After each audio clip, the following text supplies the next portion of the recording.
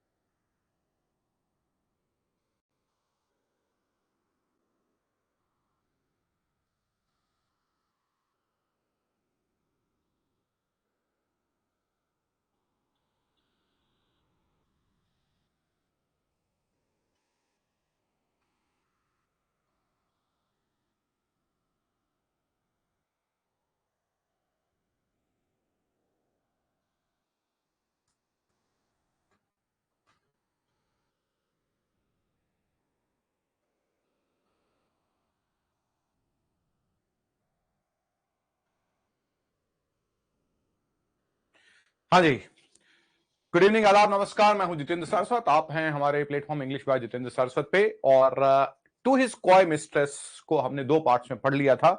And you Marvel का to his coy mistress, जिसमें हमने पढ़ा था कि उसने कहा कि अगर हमारे पास में अनंत समय होता तो हम बहुत कुछ कर सकते थे, लेकिन हमारे पास में अनंत समय नहीं है, मृत्यु तो एक सच है, तो आओ इन पलों का हम लोग यूज करें।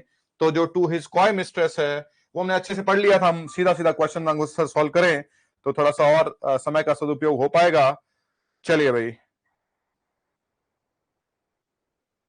हाँ जी, पहला क्वेश्चन है, what is the primary theme of to his coy mistress. To his coy mistress का प्राइमरी थीम क्या है? The beauty of nature, the fleeting nature of time and the need to seize the day, the celebration of religious faith, the criticism of political corruption. हाँ जी, क्या main theme है इसका?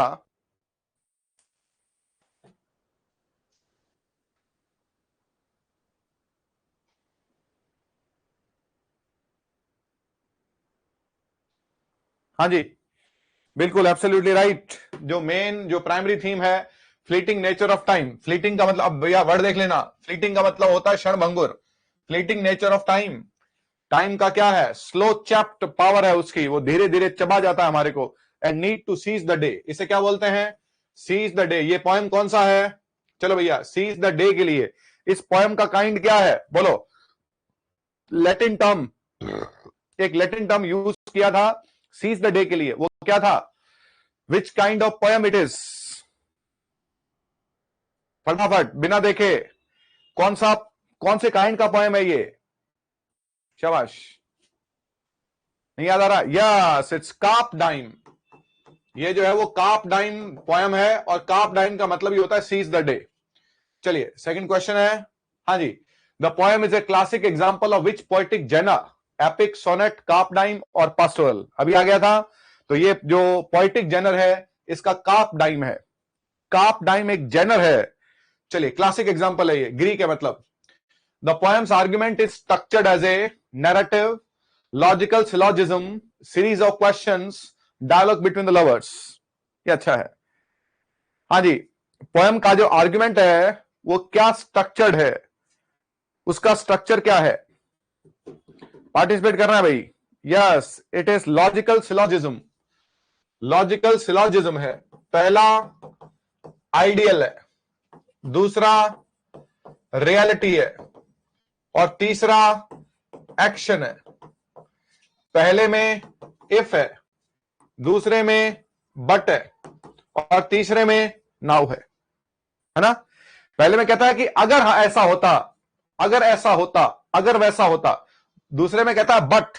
लेकिन समय तो क्या है? समय तो टाइम अपने विंग्ड चैरियट पर जो है वो भागता हुआ अपने पंखों के साथ में उड़ता हुआ आ रहा है। रियलिटी तो ये है कि हम और तुम मर जाएंगे और किसी काम के नहीं रहेंगे। और एक्शन ये है कि इसलिए क्योंकि हम मर जाएंगे, मौत हमें ले जाएगी छीनकर, और उससे पहले आओ, एक्शन ये कहता है कि आओ हम एक दूसरे के साथ में प्यार करें और एक दूसरे के साथ में समय बिताएं। हाँ, यस, इसको थोड़ा सा हमने वैसे लिया है, कार्प डाइम को जनरलाइज किया है थोड़ा सा और स्पेसिफिक टर्म्स में। आइडियल बात है, फिर रियलिटी है, और फिर एक्शन है। You are absolutely right, it is general truth, specific and conclusion. चलिए, in the first line, had we but world enough and time, the speaker is presenting. हाँ जी, क्या प्रेजेंट कर रहा है पहली लाइन में? Had we but enough, had we but world enough and time. Reality है, थ्रेट है, हाइपोथेटिकल सिचुएशन है, या मेमोरी है? क्या है ये? यस, ये एक हाइपोथेटिकल सिचुएशन है ना? इन्वर्जन किया है, इफ वी हैड, और कंडीशनल भी है। हाइपोथेटिकल सिचुएशन है, ये एक कंडीशनल सेंटेंस भी है। चलिए, the speaker says his mistress coyness would be acceptable if. वो कह रहा है कि your coyness lady were no crime, अगर हमारे पास में समय होता। दे वर मैरिड, अगर वो शादीशुदा होते। They were older, they had unlimited time, और शी लव्ड हिम मोर। हाँ जी, यस, सिंपल सी बात है कि उनका, वो कह रहा है कि तुम्हारी कॉइनस कोई अपराध नहीं होती अगर हमारे पास में क्या होता? अनलिमिटेड समय होता। दो वीडियोस हमारे पहले देख लेंगे तो ये थोड़ा आसान लगेगा आपको। हाँ जी, where does the speaker say the mistress could have spend time if they had world enough? क्या बात है। Where does the speaker say the mistress could have spend time, वो कहां समय बिताती? By the Indian Ganges side, in the desert of Arabia, by the English Humber, और both A and सी। हाँ जी, अच्छा क्वेश्चन है। क्या बात है, फटाफट, है इतनी जल्दी, क्या बात है। इसका मतलब पोएम अच्छे से पढ़ी आपने। हम्बर नदी, हल, जो एंड्रू मार्वल का होम टाउन है, वहां पर है, और गंगा नदी भारत में है।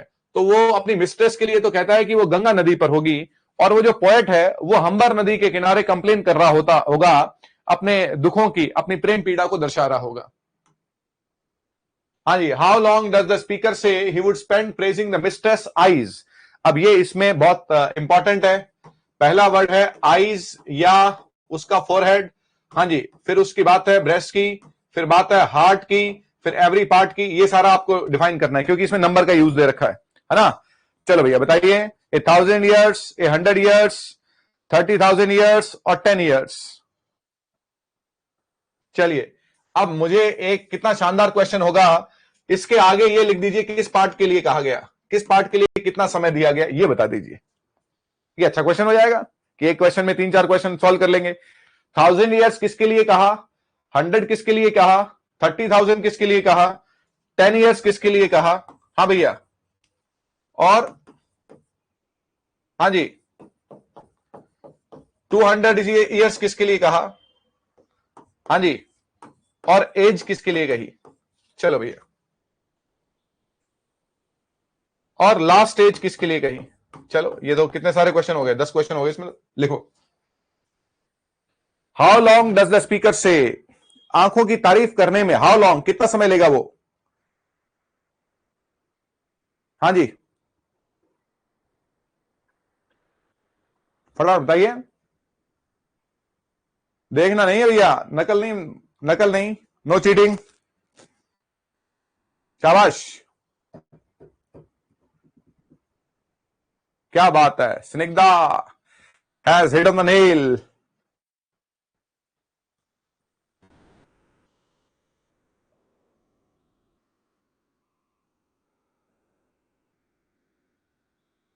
क्या बात है, Surya Singh,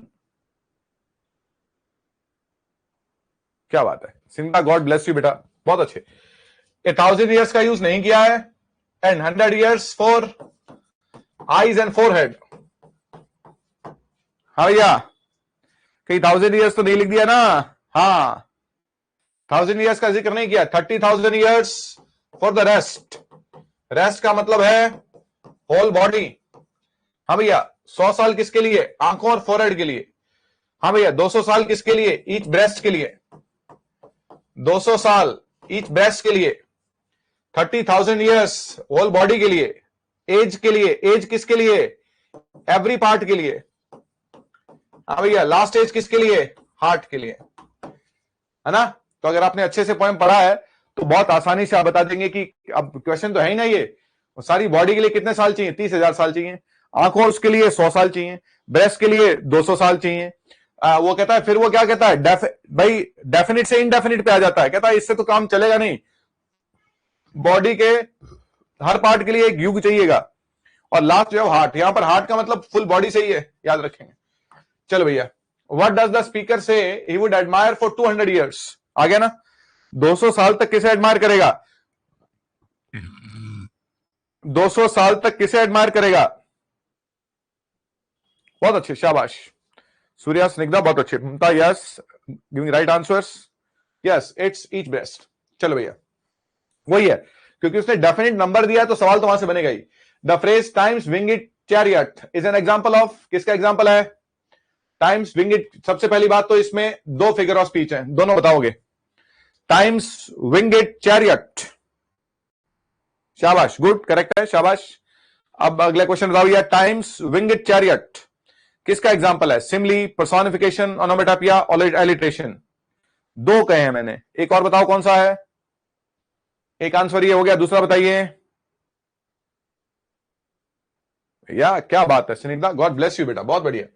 times winged chariot में ये जो टाइम है ये डेथ के लिए यूज हुआ है ना? विंगिड चैरियट जो है वो मौत का रथ है, दैट इज मेटाफर है, और मेटाफर हमारे ऑप्शन में नहीं है, तो टाइम को पर्सोनिफाई किया गया है, दैट इज पर्सोनिफिकेशन। इसमें मेटाफर भी है, और यह शाबाश, क्या बात है भाई, बहुत अच्छे। Mamta doing well, Priyanka, Snigdha, Mamta, Surya, yes, शाबाश। What does the speaker hear always at his back, है ना? ऑलवेज एट हिज बैक, उसे ऑलवेज क्या सुनाई देता है? The mistress voice, the sound of the wind, times winged chariot, his own heart beat. बस वो ये कहां से निकले क्वेश्चन? टेक्स्ट से निकलेंगे भैया, ये वो लाइन को पूरा करना पड़ेगा और वहीं से निकलेंगे। हाँ भैया, ऑलवेज एट हिज बैक उसे क्या सुनाई देता है? टाइम्स विंगेड चैरियट सुनाई देता है। वो कहता है बट का यूज किया है। चलिए, what does the future hold according to the speaker in the second section? Second section कौन सा है? बट वाला। उसमें फ्यूचर में क्या है? Marriage and children, desserts of vast eternity, eternal youth है, या वेल्थ एंड फेम है? क्या बात है। हाँ भैया, फ्यूचर में क्या है? फ्यूचर में क्या है? What does the future hold according to the speaker in the second section? Yes, desert of vast eternity. चलिए, रेगिस्तान है मौत का, मृत्यु के बाद में सब लोग दफना दिए जाएंगे, कुछ भी नहीं बचेगा। What does the speaker say will happen to the mistress long preserved virginity in the grave? कब्र में जब उसे दफना दिया जाएगा, उसकी कब्र कौन सी थी? मार्बल वॉल्ट थी। उसकी संगमरमर की कब्र में उसे दफना दिया जाएगा, और उसकी लॉन्ग प्रिजर्व्ड वर्जिनिटी के साथ में क्या हो रहा होगा? It will be a testament to her purity, उसकी शुद्धता का प्रमाण होगा। इट विल बी फॉरगॉटन, उसे भुला दिया जाएगा। वॉर्म्स विल ट्राई इट, कीड़े खा जाएंगे और एंजल्स विल ऑनर इट, या दूत उसको सम्मान करेंगे।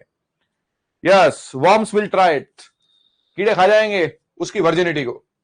चलिए, the image of the worms violating the mistress virginity is intended to be, क्या बात है, romantic, humorous, grotesque and shocking और पीसफुल। कीड़े एक लाश को खा रहे हैं, ये कैसी तस्वीर है आपके हिसाब से? रोमांटिक है, पीसफुल है, ये ग्रोटेस्क और शॉकिंग है। ग्रोटेस्क का मतलब होता है स्ट्रेंज। हाँ जी, अगर कीड़े खा रहे हैं यस तो ये ग्रोटेस्क है। ग्रोटेस्क का मतलब स्ट्रेंज, टेरिबल, भयानक। चलिए, the tone of the second section of the poem is best described as. अब 3 सेक्शन है पोएम के, है ना। सेकंड सेक्शन कौन सा है? बट वाला। Joyful and celebratory, ironic and witty, horrified and urgent, काम एंड रिफ्लेक्टिव। क्या बात है भाई, बहुत अच्छे ऑप्शन है, शाबाश। आप बताओ। हाँ जी,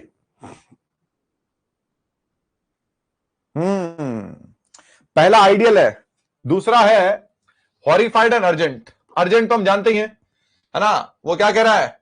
वो क्या कह रहा है कि अब हमारे पास में टाइम नहीं है, टाइम निकलता जा रहा है। और हॉरिफाइड मतलब वो उसकी कब्र वगैरह पे कीड़े खा जाएंगे। और डर है मौत का, डर है समय निकल जाने का। तो हॉरिफाइड है, वो भयभीत हैं कि हम जो सोच रहे हैं ऐसा नहीं होगा। पहले आइडियल सिचुएशन सोच ली है कि अगर हमारे पास समय होता हम ये करते, मैं 100 साल 2 साल, लेकिन फिर कह रहा है कि नहीं, ऐसा है नहीं। अचानक से एक डर लगता है कि मौत तो आएगी और हमें ले जाएगी, तो हॉरिफाइड है। और उस हॉरर के कारण अर्जेंसी जो लेके आता है, that is horrified and urgent.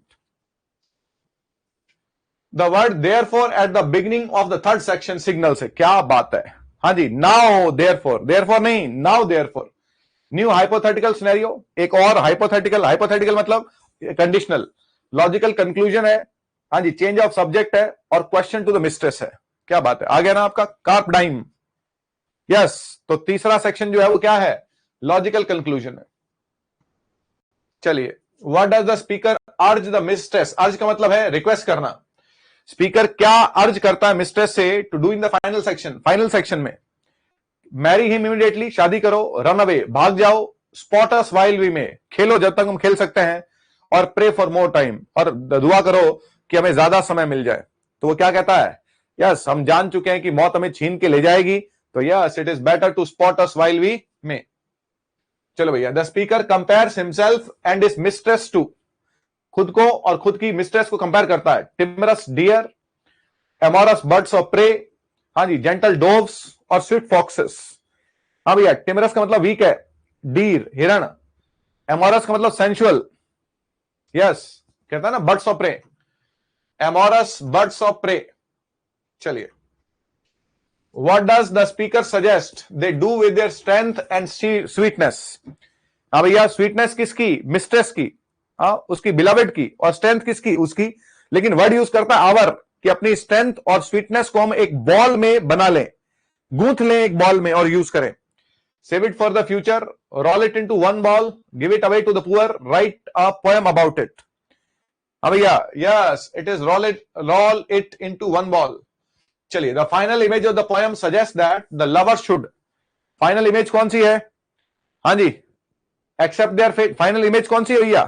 Final image है जहां पर वो सूरज को रोक नहीं पा रहा है, लेकिन वो समय से आगे निकलने की चेष्टा करता है, और दोनों जो हैं वो समय को पीछे छोड़ने की कोशिश करते हैं। Accept their fate peacefully, make the sun run even if they can't stop it, wait for the sun to stand still, curse the sun for moving. बोलिए, make the sun run, sun को भगाएं, if they can't stop it, अगर उसको रोक नहीं सकते हैं तो, है ना। उसने क्या कहा? अगर हम सूरज को रोक नहीं सकते हैं, ये तो तय है कि आप नेचुरल चीजों को रोक नहीं सकते हैं, लेकिन हम समय का सदुपयोग अगर बहुत बुद्धिमानी से और बहुत गति से करें तो हम समय को तो पीछे छोड़ देंगे। अगर मैं एक पल में 1000 पलों का मजा ले लूं तो मैं समय को पीछे छोड़ दूंगा, ये तरीका है। Make the sun run even if they can't stop it. The poem is written in which metrical form? Iambic tetrameter, iambic pentameter, trochaic hexameter और free verse? ये अच्छा क्वेश्चन है। चले भैया, to his coy mistress, हाँ जी, ये लिखी गई है iambic tetrameter में। सॉरी, ये अच्छा क्वेश्चन है भैया। iambic tetrameter और पेंटामीटर, हाँ भैया, चलो भैया, मैं एक और क्वेश्चन पुट कर रहा हूं। ये एक लिरिक है, एक ओड है, सॉन्ग है,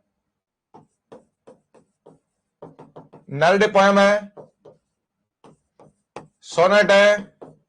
बताओ भैया क्या ये एक? हाँ जी,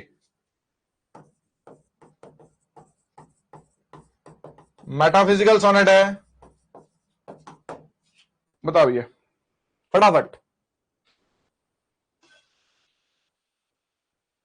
क्या ये एक?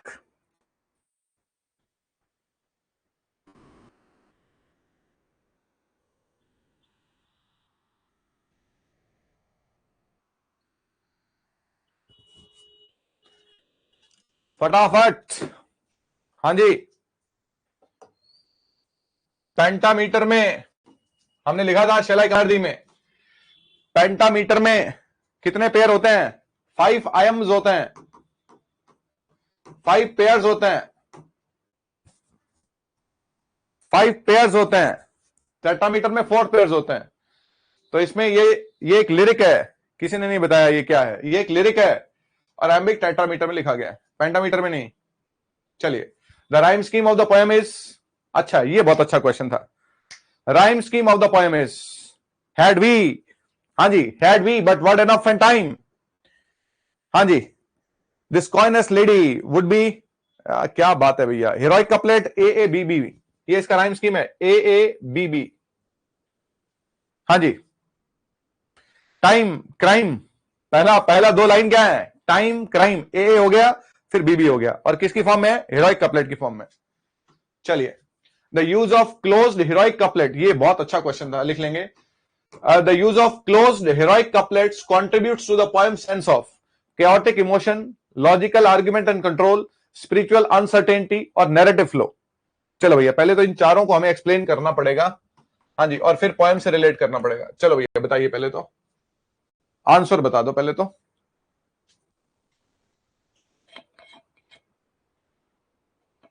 हाँ ठीक है, हेरोइक कपलेट ठीक है। The use of the heroic couplets contributes to poem sense of,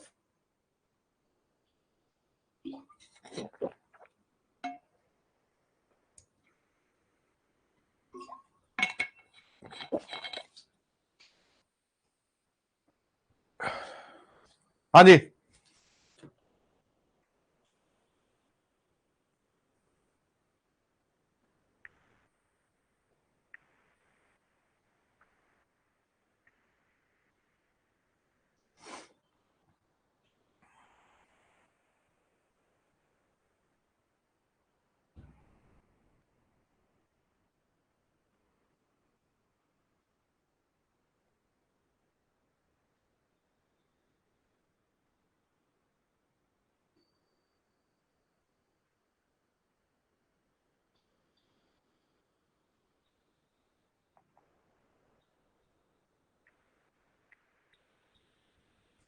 हाँ जी,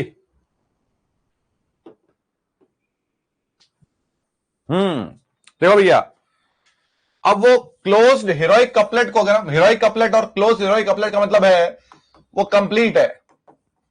हाँ जी, क्लोज का मतलब वो आगे नहीं लेके जा रहा है, वो एक थॉट को पूरा कर रहा है, एक थॉट को पूरा करके, यहां पर एक थॉट को पूरा करके आगे बढ़ रहा है, that is close heroic couplet.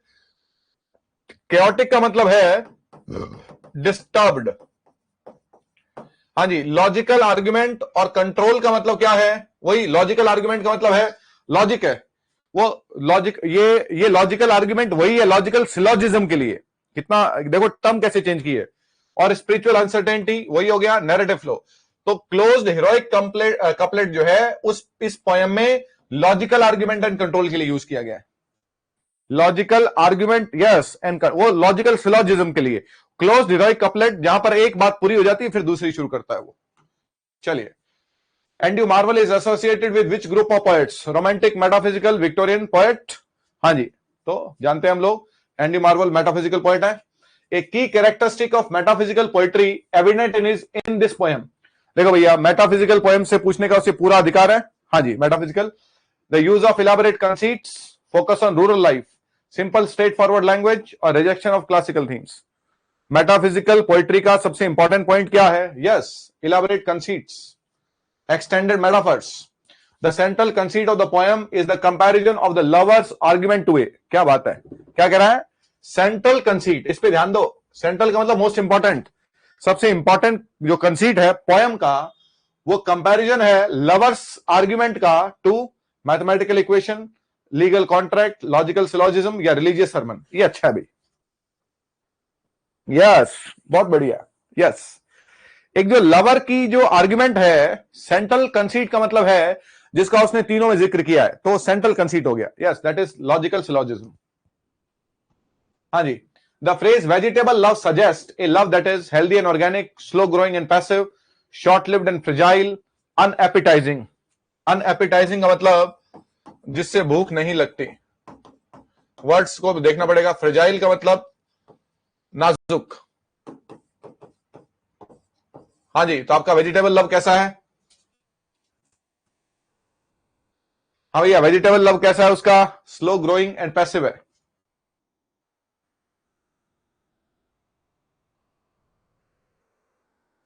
हाँ जी, स्लो ग्रोइंग लिखा था आपने। वेजिटेबल लव जो है वो, हाँ जी, will grow vaster than empire, so empire से भी वास्ट होगा, स्लो होगा लेकिन। यस, ये बड़ा अच्छा सवाल पूछा है। देखो भैया, पैसिव वर्ड का मतलब क्या है? कितना शानदार वर्ड है।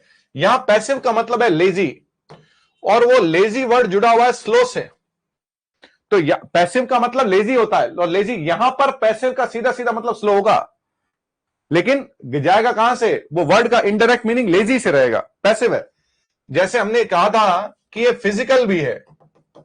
ये फिजिकल इसलिए है क्योंकि आपने एक ऐसी वस्तु का जिक्र किया है जो फिजिकल वर्ड में हम इस्तेमाल करते हैं, वेजिटेबल का। Vegetable is a physical thing, समझ रहे हो? तो पैसिव का मतलब जब कुछ नहीं करता है, कुछ नहीं करने का सेंस यहां पर स्लो से लिया गया है। चलिए, slow, gradual, passive, grounded, physical.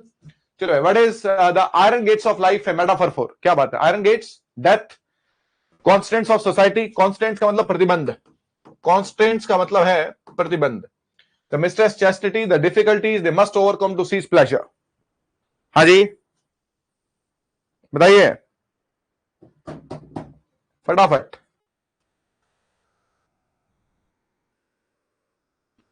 Yes, iron gates of life का मतलब है, yes, difficulties they must overcome, मुश्किलें।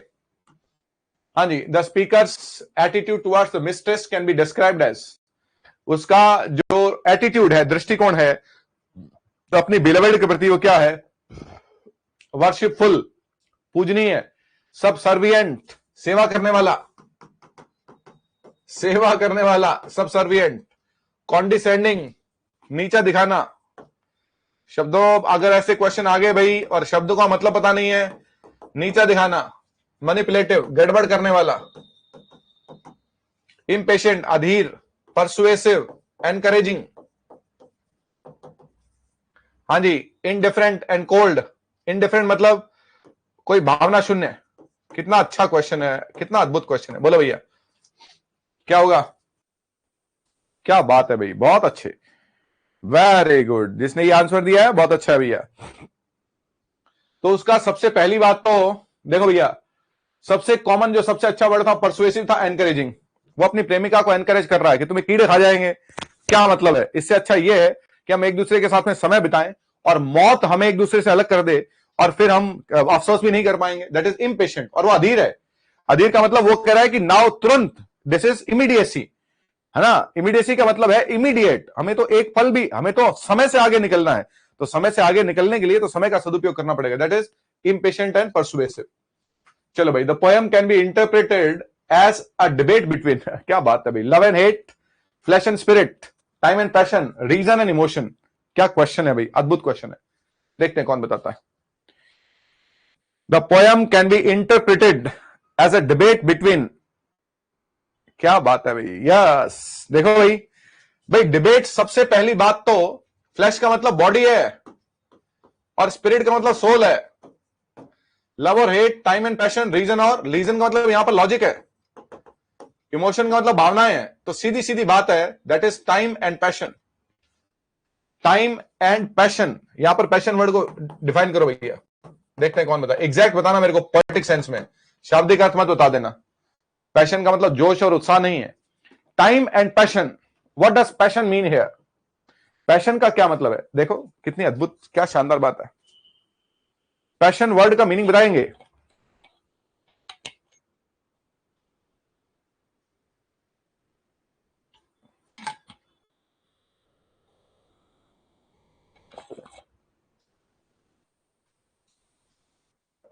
अरे भाई, पैशन वर्ड का मीनिंग पूछ रहा हूं मैं। पोयम के कॉन्टेक्स्ट में पैशन का क्या मीनिंग है? पैशन का क्या मीनिंग है भाई? यहां पर पैशन का meaning physical and spiritual love है, वो पैशन है उसका। यहां पैशन का मतलब है,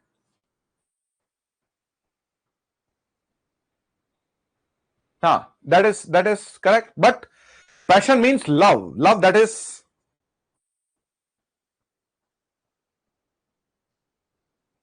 वो अलग है बेटा।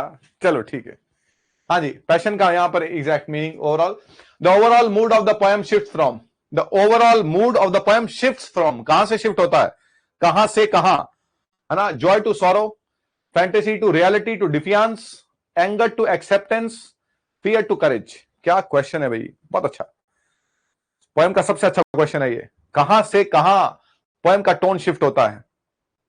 यस, ये शिफ्ट होता है, ये तीनों वर्ड लिख लो भैया, ये शिफ्ट होता है, ये काप टाइम यही है, फैंटेसी से रियलिटी, और रियलिटी से डिफियांस की तरफ जाता है। फैंटेसी का मतलब है कल्पना, हाँ जी, रियलिटी का मतलब है सच्चाई, डिफियांस का मतलब है challenge.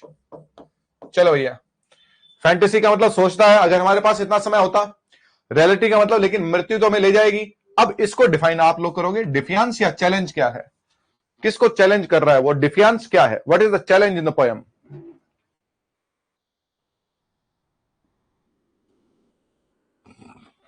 What is challenge in the poem? हाँ भैया, चैलेंज क्या है भाई?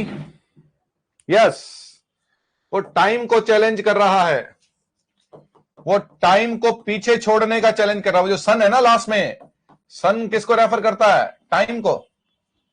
ये भी बता दो कि सन टाइम को कैसे रेफर करता है, ये भी बता दो कि सन टाइम को कैसे रेफर करता है मेरे बच्चों। पहला क्वेश्चन तो ये बताओ कि सन टाइम को कैसे रेफर करता है, हाँ जी, और फिर ये बताओ कि टाइम को कैसे चैलेंज किया।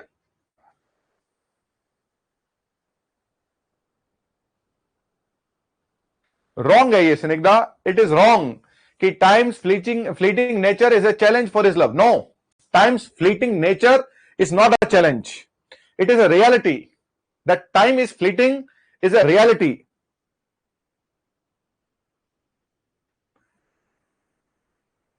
नॉट एट ऑल, ये चैलेंज नहीं है, आप चैलेंज वर्ड को नहीं समझ रहे हो, डिफियांस को नहीं समझ रहे हो। Yes, you have to understand the challenge. सबसे पहली बात तो सन टाइम को कैसे प्रतीक है, दिन और रात कौन बनाता है? सन बनाता है जी। भाई भाई, दिन और रात कौन बनाता है? वो समय बनाता है। वो आपने पढ़ा था यूलिसिस में, वो 3 सन्स कहता है, हाँ, 3 सूरज मतलब 3 दिन, मतलब समय के लिए। सन का मतलब है कि एक दिन सूर्य उगता है और छिपता है तो हमारा दिन खत्म हो जाता है, दैट इज, वो टाइम का प्रतीक है। टाइम को चैलेंज कैसे किया है? टाइम को चैलेंज है कि हम तेरे को पीछे छोड़ देंगे और हम तेरे से आगे निकल जाएंगे। हम समय को पीछे छोड़ देंगे, चैलेंज है, और हमारा पीछा कर सकता तो कर, हम तेरा पीछा नहीं करेंगे, हम तेरा पीछा नहीं करेंगे। ये क्या है? ये चैलेंज है कि हमें पकड़ के दिखा, that is challenge. So fantasy, reality और डिफियांस है, चैलेंज कर रहा है टाइम को, और सन जो है वो टाइम का प्रतीक है। चलो ये, हाँ जी, thine eyes and my heart in the first section are examples of, thine eyes and my heart किसके हैं? मेटाफर, सिनिकडकी, हाँ जी, एपोस्ट्रोफी और एल्यूजन किसके प्रतीक है? Yes, thank you. चलो भैया, दाइन आईज एंड माई हार्ट, हाँ भैया, किसके एग्जांपल हैं?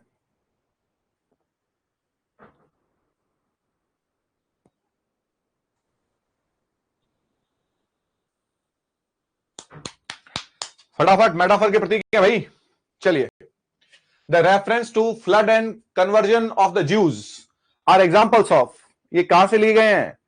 फ्लड का मतलब बिब्लिकल फ्लड है, और ज्यूज, कन्वर्जन ऑफ ज्यूज का मतलब एंड ऑफ डे है, दैट इज एपिक्लेप्स, ये बिब्लिकल एल्यूजन है।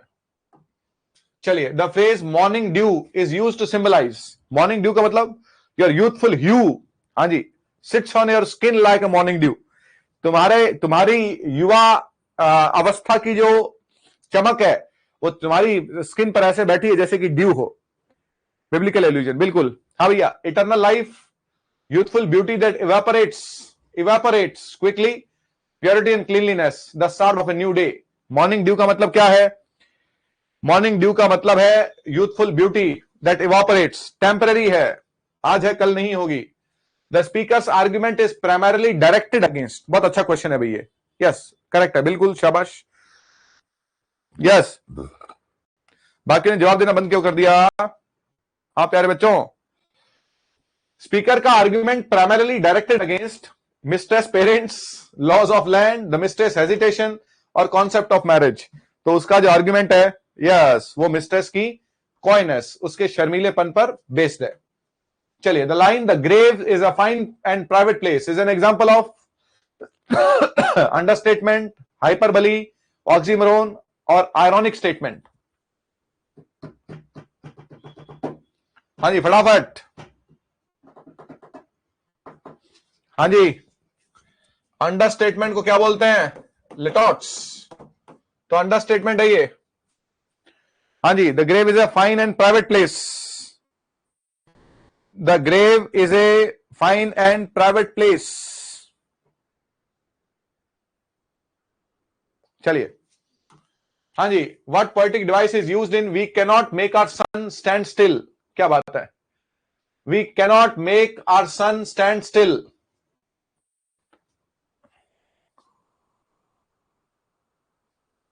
डी, क्या डी भाई, ऐसे कैसे पता लगेगा डी का?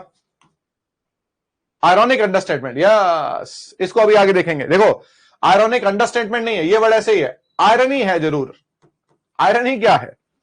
आयरनी ये है, वो जो वॉर्म्स वाला वर्ड है ना, वो आयरनी है। वो क्या आयरनी है? कि तुम इंसानों के काम तो नहीं आ सकी, लेकिन कीड़े तुम्हें खा रहे हैं, और कीड़े खाएं ये बात तुम्हें मंजूर है, लेकिन इंसान तुमसे प्यार करे और तुम शर्मा रही हो। और फिर एक ऐसा वक्त आएगा कि तुम पे, तुम्हारे शरीर पे तुम्हारा कोई अधिकार और इख्तियार नहीं रहेगा और कीड़े खा जाएंगे। तो ये आयरनी है। इस लाइन के बाद वाली जो लाइन है, यस वही है, आयरनी है, वो आयरॉनिक अंडरस्टेटमेंट नहीं है, that is irony, that is irony. और वो इसके बाद वाली लाइन है, the grave is a fine and private place, और जो वॉर्म्स हैं वो तुम्हें खाएंगे। तो आयरनी है उसमें, इसमें आयरनी नहीं है। चलिए, व्हाट पोएटिक, बोलो भैया, we cannot make our sun stand still, we cannot make our sun stand still, फटाफट बोलो भैया। यस, एलिट्रेशन है, साफ दिखाई दे रहा है। चलो भाई, the poem was first published इन, फटाफट भैया, फटाफट, ये हमने लिखा था क्या? लेकिन आपको जो शीट दी थी उसमें साफ साफ लिखा था ये कब पब्लिश हुई थी? पोस्टमसली पब्लिश हुई है ये, बता भैया, बोल रहा हूं मैं। The poem was first published in, yes, posthumously मतलब मरणोपरांत। चलो भैया, speakers description of time in the second section is meant to, हाँ जी, comfort the mistress. Second section की बात हो रही है, सेकंड सेक्शन में कंफर्ट कर रहा है, कंफर्ट तो पहले सेक्शन में करता है। Create a sense of panic and urgency, show his philosophical knowledge और celebrate the afterlife. Afterlife को तो सेलिब्रेट किया ही नहीं है, आफ्टर लाइफ को तो हॉरिफाई किया है। Yes, create a sense of panic and urgency. चलिए भैया, the word coy in the title means, coy का मतलब क्या है? इस वर्ड को ध्यान रखोगे भैया। Yes, angry, happy, intelligent, shyly, reluctant और रिजर्व्ड। चलिए, रिलक्टेंट का मतलब अनविलिंग, और रिजर्व्ड का मतलब रेटिसेंट। रेटिसेंट का मतलब कम बोलने वाले। चलिए, the speaker's voice in the poem is best described as, speaker's voice, क्या बात है भैया। In the poem is best described as a naive young man. Naive का मतलब भोला भाला, नाइव का मतलब भोला भाला। A cynical old man, cynical का मतलब शक्की। वर्ड देखना और लिखना भैया ये वर्ड सारे, क्योंकि ये उससे जुड़े हुए हैं तो लिखने पड़ेंगे। अभी वर्ड के कौन कौन से वर्ड हैं? फ्लीटिंग है, कॉन्डिसेंडिंग है, नाइव है, ए पैशनेट एंड इंटेलेक्चुअल परसुएडर, अभी वर्ड आया था ना, परसुएड करना, एनकरेज करना। ए रिलीजियस प्रोफिट, प्रोफिट है। हाँ जी बताएं भाई। Yes, a passionate and intellectual persuader. चलिए, the line and yonder, yonder मतलब over there, all before us lie, deserts of vast eternity, creates an image of, किसकी इमेज है ये? कि हम, क्या बात है भाई, इमेज कौन सी है? And yonder all before us lie, desert of vast eternity, हम सबके सामने एक वास्ट, सब लोगों के सामने है एक डेजर्ट ऑफ वास्ट इटर्निटी है। चलो भैया, हाँ जी, a promising future, terrifying empty afterlife, a beautiful landscape, a historical event. Yes, a terrifying empty, empty, look at the word empty. चलिए, रेगिस्तान प्रतीक किसका है? एम्प्टीनेस का। The phrase amorous birds of prey combines images of, देखो भैया क्या बात है, कंबाइंस। एमोरस का मतलब sensual, birds of prey, love and violence, peace and war. क्या क्वेश्चन है भैया? हेवन एंड हेल और लैंड एंड सी, ये कौन बताएगा?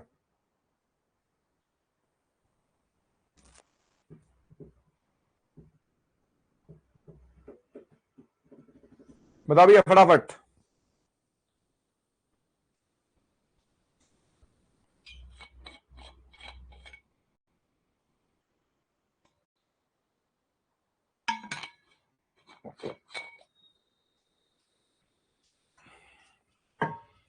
वायलेंस कहां है पोएम में भाई? Where is the violence? Amorous birds of prey, violence का मतलब क्या है? जब लव है तो वायलेंस कैसे होगी? कंबाइंस इमेजेस ऑफ, बात है।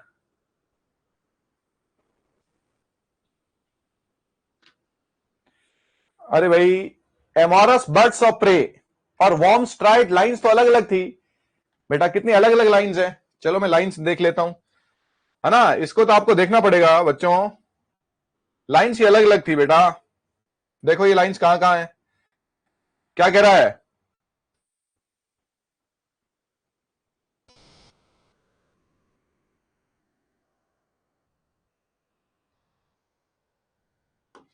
देखो भाई, the grave is a fine place, हाँ जी, nor in the marble vault shall sound my echoing song, then worm shall try, यहां आ रही है लाइन, और ये लाइन तो यहां है बेटा, ये रही। And now like amorous birds of prey, हाँ जी, now let us sport us while we may, and now like amorous birds of prey, rather at once our time devour, ये लाइन तो यहां पर है, तो बिल्कुल अलग लाइन है ये, और उससे कनेक्शन नहीं है इसका। चलिए, लव एंड वायलेंस कहां है?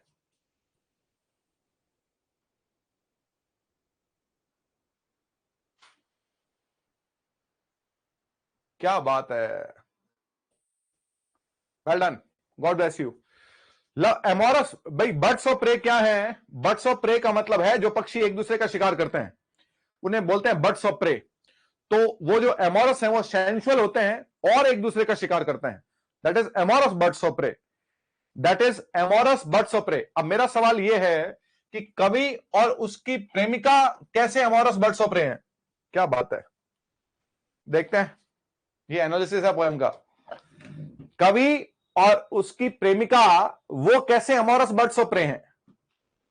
है भाई, एमोरस बर्ड्स ऑफ प्रे, कवि और उसकी प्रेमिका ये कैसे हैं? कोई बताए तो माने, शाबाश, करो एक्सप्लेन। एमोरस का मतलब सेंसुअल है, एमोरस का मतलब बिल्कुल शारीरिक है।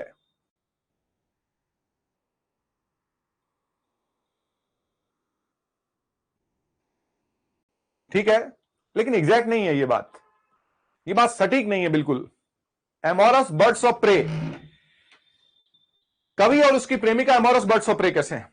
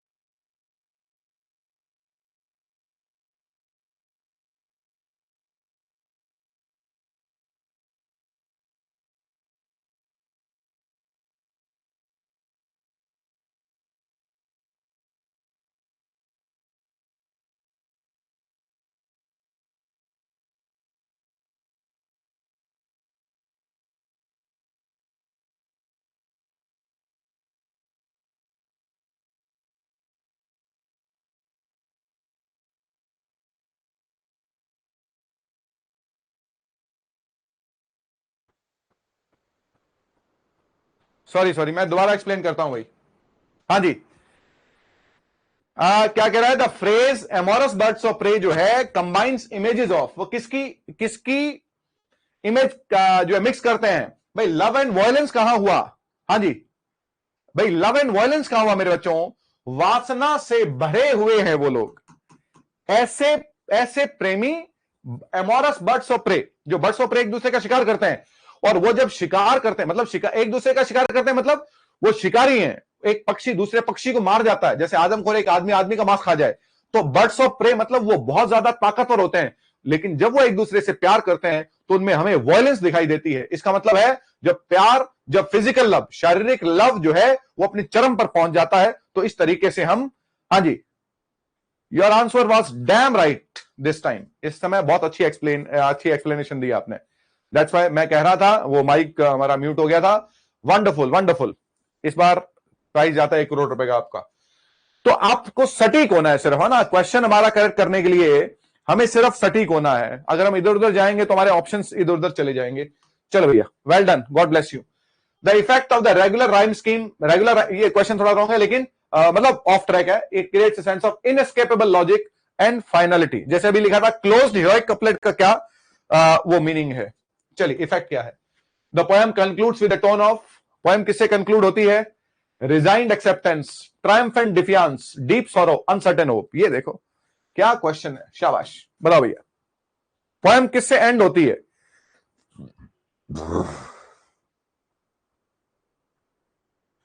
बोलना पड़ेगा मेरे बच्चों, पोएम किससे एंड होती है?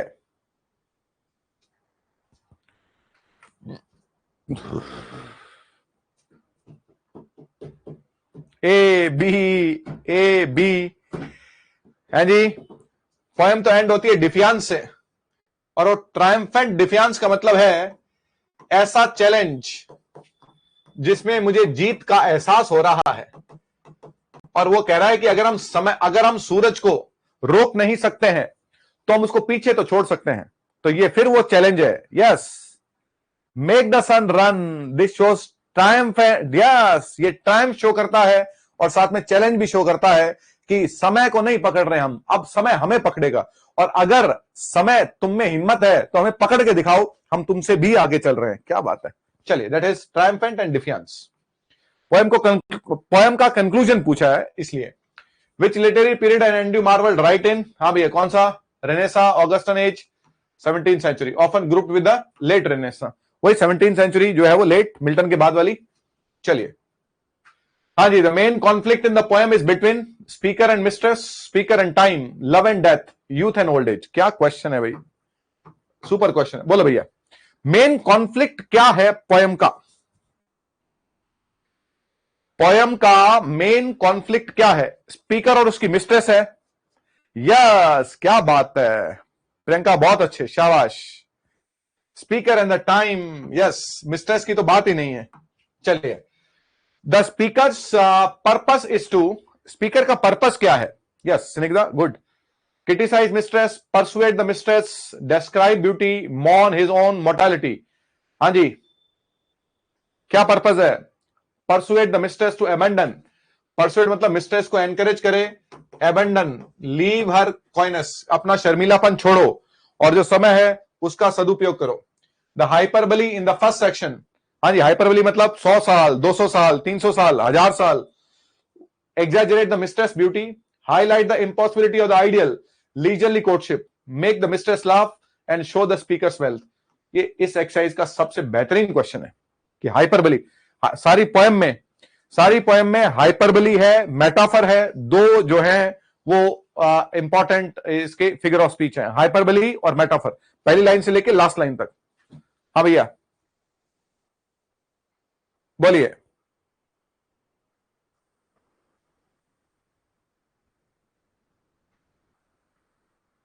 मीनिंग बताओ इसका। हो गया? चलो ये मैंने कहा सेकंड आंसर है, इसका मीनिंग बताओ। Highlight the impossibility of the ideal, leisurely courtship. अब बताओ